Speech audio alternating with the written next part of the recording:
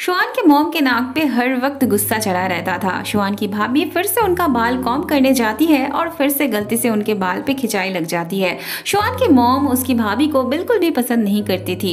इस गलती की वजह से उसे फिर से डांट पड़ती है। वो उसे देखना तक नहीं चाहती थी। शुआन की भाभी बगीचे में उदास होकर अपनी सासू माँ की बातों को ही सोच रही थी। टैंग उसे देख के बात करने आती है। शुआन की भाभी के गाल पे अपनी सासू माँ की वजह से चोट लगी थी। टैंग की नजर में वो पड़ती है तो वो बाद में उसके लिए मेकअप का बैग लेके आती है। वो उसके चोट पे इतने अच्छे से मेकअप कर देती है कि दाग दिखाई नहीं देती। शुआन की भाभी उसके मेकअप के सामान को देख रही होती है। वो कॉस्मेटिक्स को ऐसे देख रही थी जैसे पहले उसने कभी ना देखा हो। टैंग तो कह ही डालती है कि वो उसकी उम्र की है, इतनी खूबसूरत है, इतनी अमीर खानदान की बहू है, तो फिर उसे इन सब कॉस्मेटिक्स के बारे में कैसे नहीं पता। फिर टैंग को पता चलता है उसका पति इस दुनिया में नहीं रहे। टैंग को हर बात पे क्यूरियोसिटी होती थी क्योंकि उसे इस परिवार से अपने पापा के बारे में लिंक ढूंढना था। हर छोटी बड़ी बात उसके लिए बहुत इम्पोर्टेंट थी। वो उससे पूछने लगती है उसका पति कब गुजर गए थे, उसकी शादी कब हुई थी। वैसे तो वो टैंग को बताना नहीं चाहती थी, पर उसे भी अपना मन हल्का करना था क्योंकि इस महल में उससे बात करने वाला भी तो कोई नहीं था। वो कहती है उसकी शादी के बाद ही 7 साल की उम्र में उसका पति गुजर गया था। पिछले 15 सालों से वो इस घर में विधवा की जिंदगी काट रही है।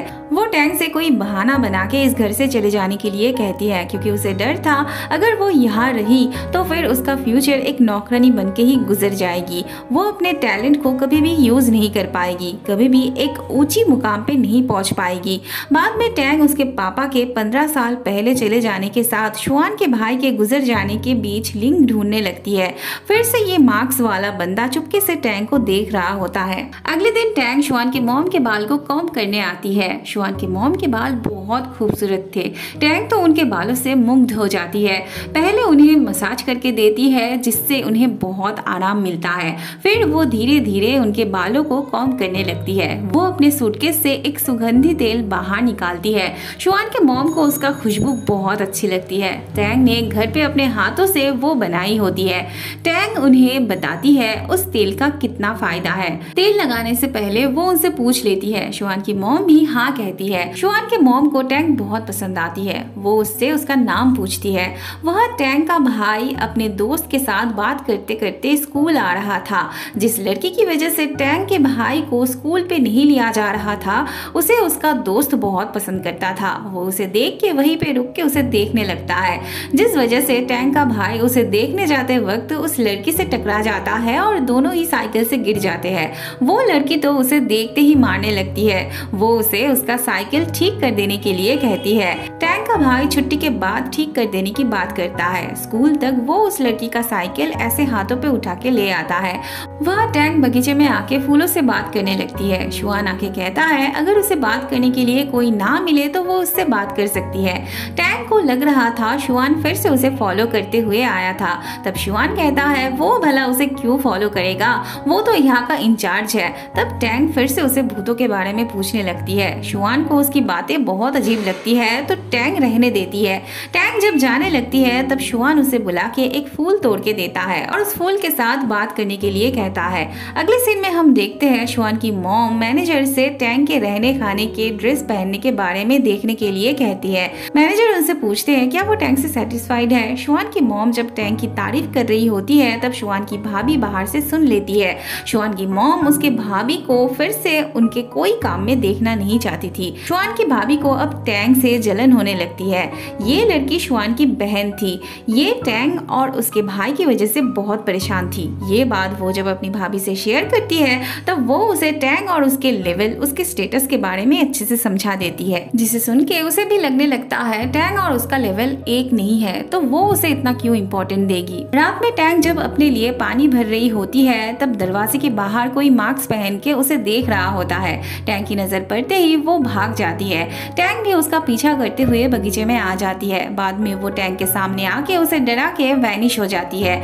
इसी बीच कोई टैंक के पानी में कुछ मिला दे जाती है। जब वापस आके वो पानी पीती है तब वो बेहोश हो जाती है। अगले दिन जब वो उठती है तब उसका सर भारी सा लगने लगता है। उसे थोड़ा थोड़ा ख्याल आता है किसी ने उसे उठा के बेड पे सुला दिया था। उसके होठों पे लगा हुआ खाना सूंघ के हल्का सा ख्याल आता है उसे सूप भी पिला दिया था उसने। अब उसे इस बात की श्योरिटी नहीं थी कि ये सब उसका इमेजिनेशन इमेजिनेशन था या फिर सच में कोई आया था या फिर उसका पापा सीक्रेटली उसका ख्याल रख रहे थे।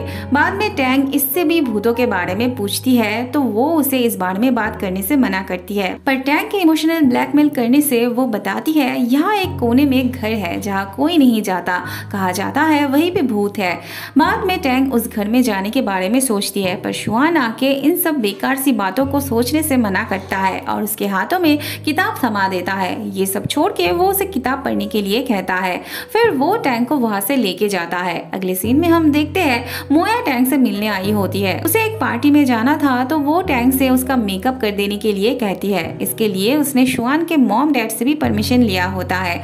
मोया टैंग को भी उसके साथ पार्टी में चलने के लिए कहती है। टैंग जाना नहीं चाहती थी तो मोया कहती है वो पार्टी गरीबों के लिए भी है, उस पार्टी से वो पैसे भी कमा सकती है और फैमिली सीक्रेट भी जान सकती है। टैंग के लिए पैसों से ज्यादा फैमिली सीक्रेट इम्पोर्टेंट थी। बाद में ये दोनों पार्टी में आ जाते हैं। शुआन भी वहाँ होता है। थोड़ी देर बाद डांस करने की बारी आती है तो शुआन इसी तरफ आने लगता है, पर उससे पहले ये आदमी टैंग से डांस के लिए पूछता है। टैंग को डांस के बारे में कुछ नहीं आता था तो वो उसे सिखा लेने की बात करता है। शुआन का तो मूड ही खराब हो जाता है। वो जाने लगता है तो मोया उसे उसके साथ डांस करने के लिए कहती है। इस तरफ टैंग डांस करने में अनकंफर्टेबल फील कर रही थी और उस तरफ शुआन को जलन हो रही थी।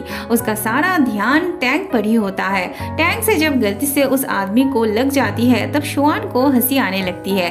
ऐसे ही पार्टनर चेंज के वक्त टैंग शुआन के पास चली आती है, मतलब हो जाता है, जानबूझ के नहीं आती है वो। फिर तो शुआन के दिल में फूल खिलने लगते हैं। इतने टाइम से वो यही तो चाह रहा था। सभी बहुत चहल पहल के डांस कर रहे थे, पर शुआन टैंग को कंफर्ट करने के लिए ऐसे धीरे धीरे डांस कर रहा होता है।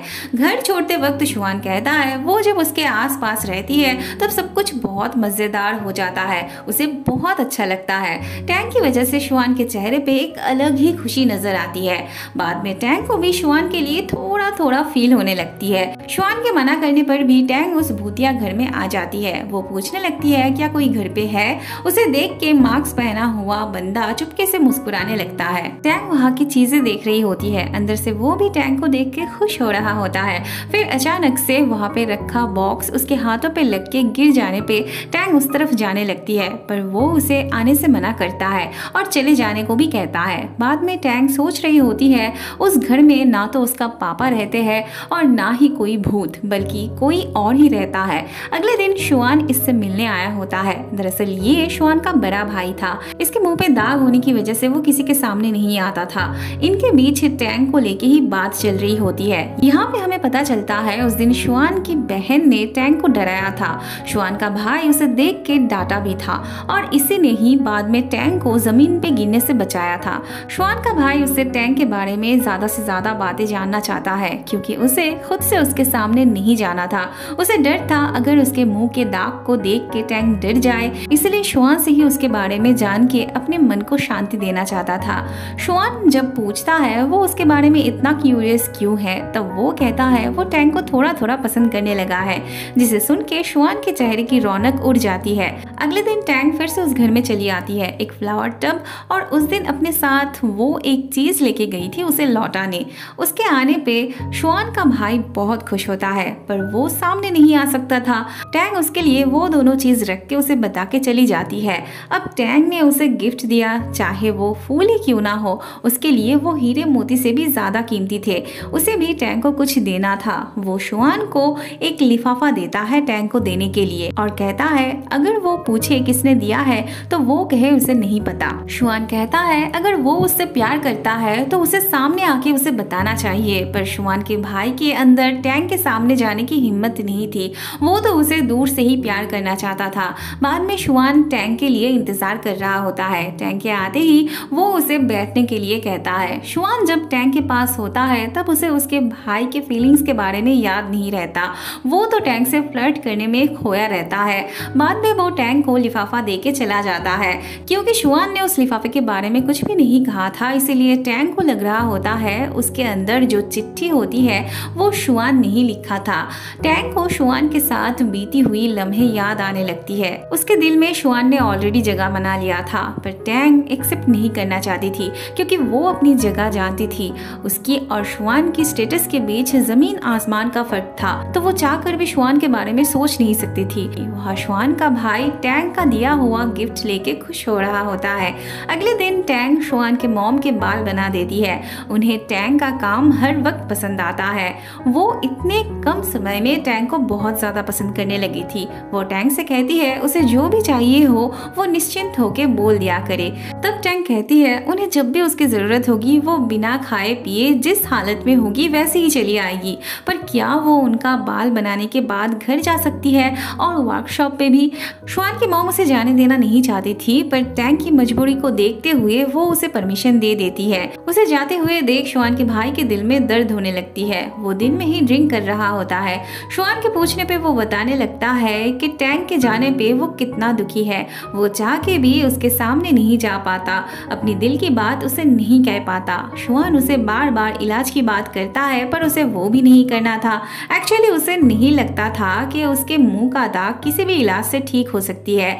वो शुआन से रिक्वेस्ट करने लगता है कि वो उसकी तरफ से टैंग के साथ कम्युनिकेट करे, उसकी केयर करे, पर शुआन कहता है कुछ कुछ बातें हैं जो वो उसका होके नहीं कर सकता। वर्कशॉप पे ये लड़की टैंग को टीज करने लगती है, जिसे देख के शुआन उसे मीठी मीठी सुरों से पनिशमेंट देता है। छुट्टी के वक्त टैंग शुआन से कहती है अगली बार से वो उसे सबके सामने अलग से ट्रीट ना करे, उसकी होके वो बात ना करे, नहीं तो लोग गलत समझेंगे। टैंग उससे उस लेटर में लिखा हुआ पोएम के बारे में भी पूछती है।